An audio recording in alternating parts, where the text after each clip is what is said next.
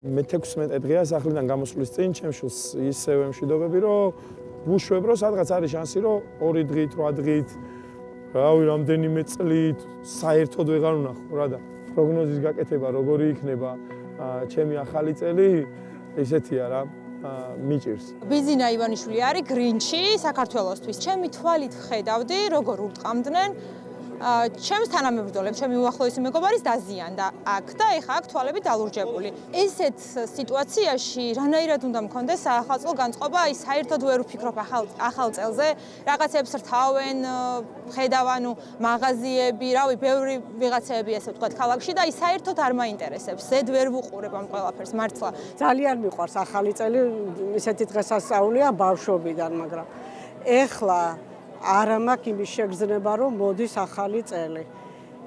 იმდენად ისეთი მოვლენები ხდება, აი არ ვიცი რა, ან მიქნებით და ან არა. ჩვენი მომავალი საქართველოს სად ვიქნებით? ვიქნებით კი?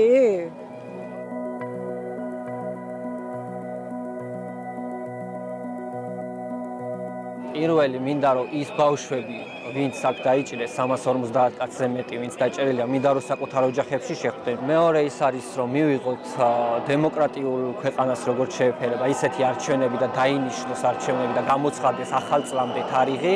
ჩემი საახალწლო სურვილი არის რომ ქვეყანა დაუბრუნდეს დემოკრატიულ პროცესებს და ევროინტეგრაციის გზას.